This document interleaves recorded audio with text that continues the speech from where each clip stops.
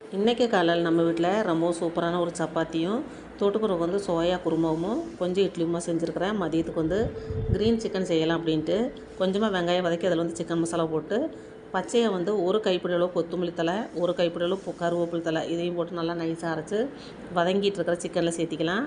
இதில் வந்து கூடவே கொஞ்சம் வந்து உப்பு, கொஞ்சம் மஞ்சத்தூள், அப்புறம் வந்து காரத்துக்கு வந்து பெப்பர் தூள் மட்டும் போட்டு நல்லா வந்து உப்பு போட்டு மூடி வச்சு வேக வச்சுக்கலாம். இது வேகட்டும். இப்போ வந்து சில்லி போடுறதுக்காக நான் வந்து போன்லெஸ் வந்து சிக்கன் எடுத்துகிட்டு அதில் வந்து நம்ம வீட்டிலே தயார் பண்ண சிக்கன் மசாலா கொஞ்சமாக தயிர் போட்டு பரட்டி வச்சுட்டேன். அது அப்படியே ஊறட்டுங்க. இப்போ வந்து நம்மளுடைய சிக்கன் குழம்பு ரெடி ஆயிடுச்சு.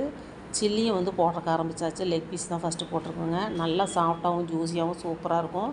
குருமாவும் இந்த சிக்கன் குழம்பும் ரொம்ப ரொம்ப சூப்பராக இருக்குங்க. நீங்களும் இதே மாதிரி ட்ரை பண்ணி பார்த்துட்டு மறக்காமல் எப்படி இருக்குன்னு கமெண்ட் பண்ணி சப்ஸ்கிரைப் பண்ணுங்கள்.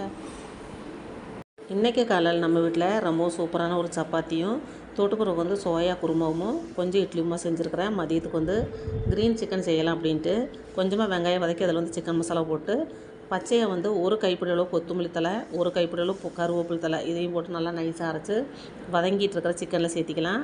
இதில் வந்து கூடவே கொஞ்சம் வந்து உப்பு, கொஞ்சம் மஞ்சத்தூள், அப்புறம் வந்து காரத்துக்கு வந்து பெப்பர் தூள் மட்டும் போட்டு நல்லா வந்து உப்பு போட்டு மூடி வச்சு வேக வச்சுக்கலாம். இது வேகட்டும். இப்போ வந்து சில்லி போடுறதுக்காக நான் வந்து போன்லெஸ் வந்து சிக்கன் எடுத்துகிட்டு அதில் வந்து நம்ம வீட்டிலே தயார் பண்ண சிக்கன் மசாலா கொஞ்சமாக தயிர் போட்டு பரட்டி வச்சுட்டேன். அது அப்படியே ஊறட்டுங்க. இப்போ வந்து நம்மளுடைய சிக்கன் குழம்பு ரெடி ஆயிடுச்சு. சில்லியும் வந்து போடுறக்க ஆரம்பித்தாச்சு. லெக் பீஸ் தான் ஃபஸ்ட்டு போட்டிருக்கோங்க. நல்லா சாஃப்டாகவும் ஜூஸியாகவும் சூப்பராக இருக்கும். குருமாவும் இந்த சிக்கன் குழம்பும் ரொம்ப ரொம்ப சூப்பராக இருக்குங்க. நீங்களும் இதே மாதிரி ட்ரை பண்ணி பார்த்துட்டு மறக்காமல் எப்படி இருக்குன்னு கமெண்ட் பண்ணி சப்ஸ்கிரைப் பண்ணுங்கள்.